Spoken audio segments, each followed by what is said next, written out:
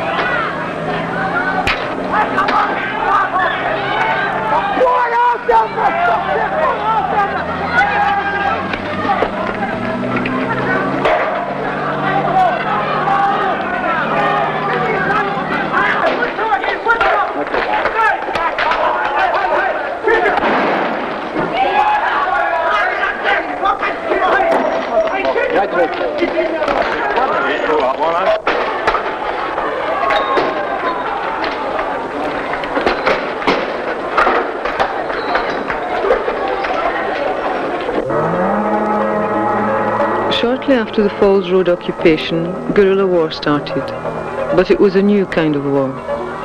The IRA did not just ambush British soldiers, they also launched a bombing campaign against British economic interests. These actions have on occasion led to terrible tragedies, as with the Le Mans restaurant bombing of February 1978, in which 14 people were killed. Nonetheless, civilian casualties as a result of the Provisionals' guerrilla war have been relatively low, for their bombings are in fact systematically preceded by warnings.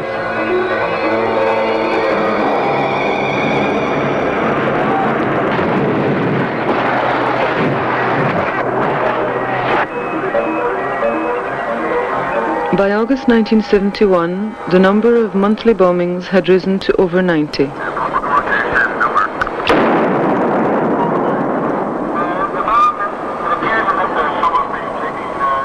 The British government, which directly reimburses businesses for all war damage that they suffer, was beginning to pay a very high price for its Northern Irish colony. This single bombing of a Belfast hotel caused no deaths or injuries, but it did cause more than £2 million damage. Against this guerrilla campaign, the British government hit back with a measure that had always worked well in the past, the Special Powers Act. They burst in the door about 20 minutes to 5. They didn't wait till we would get up and answer the door. They were in the bedroom before we were dressed. They told my husband, "You're getting arrested under the Special Powers Act." It is with understandable reluctance that one uses these exceptional powers. This is not action taken against any responsible and law-abiding section of the community, nor is it in any way punitive or indiscriminate. Its benefits should be felt not least in those places where violent men have exercised a certain sway by threat and intimidation over decent and responsible men and women. The main target of the present operation is the Irish Republican Army, which has been responsible for recent acts of terrorism. On August 9, 1971, 330 nationalists were arrested in dawn raids. In the rioting that day, 14 people were killed.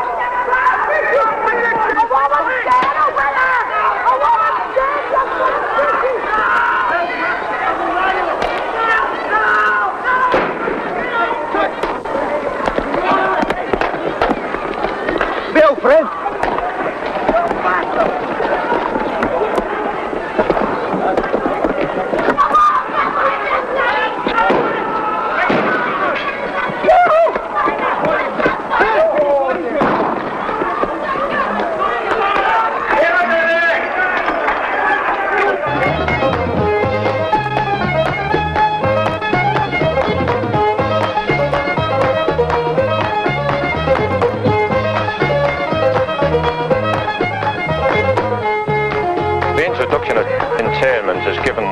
the ordinary soldier like myself a chance to get to grips with the gunmen, because our main problem isn't the local population, it's just the IRA gunmen that we are interested in.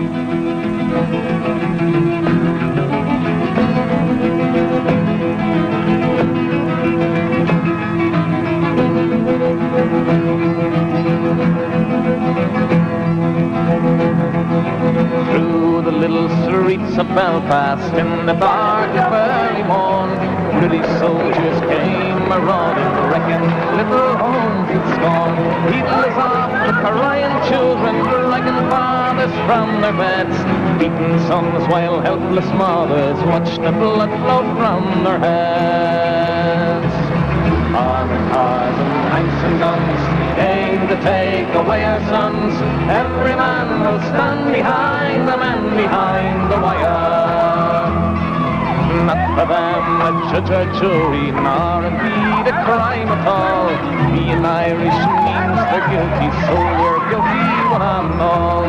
All around the truth will echo, Cromwell's men are here again. England's name again is sullied in the eyes of honest men. There was no means to heat up the body. Now these people have been sitting from 4:30 on Monday morning till now, and they're still in the same conditions. They've been put in the huts, as I say, like pigs, and the only time they get out is for interrogation by the bastards of the RUC special branch. Now, as everybody well knows, when you go in for interrogation... Just days after interment was introduced, the nationalists began to realise that the internees had not only been beaten up, which everyone expected, but that some had been severely tortured. Electric shocks, druggings, deprivation of sleep, food, water, all came under the official term of deep interrogation. In 1976, the European Commission of Human Rights found the British government guilty of torturing certain internees. Britain promised that such interrogation methods would never again be used. But in 1978, two different studies, one by Amnesty International and another by an independent tribunal of jurists, concluded that brutality and torture against nationalist suspects remained a widespread practice. To me, during these torture periods, was I was in the Springfield Road Torture Centre, and I'd been held for about 3 days at the time, and had undergone the usual torture treatment, that is the beating, the threats, the hot and cold treatment, you know, hot water and so on and so forth. And I was brought into a room where a special branch was there, you know, that's the torturers, and he pulled a truncheon from the drawer, and he told me that the method of interrogation could be two ways, the easy way or the hard way. But I was very frightened, you know, so I told him I wanted the easy way, and he told me, give me a slip of paper and a pen, and told me that I was to give him the names of two prominent IRA men, you know, two IRA volunteers, officers, and I said I didn't know any. So he left the room to get the heavy squad. These are the guerrillas, you know, that give you the big beating, and that if I hadn't got the names by the time he returned, I could expect the full treatment.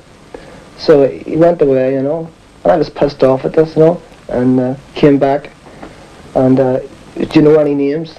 And I said, well, I don't know anybody, but, and when I said but, he jumped, you know, he said, right, Mr. Austin, we know you're a very sound kind of a guy, and you tell us the names and we let you go, you can go home to your family.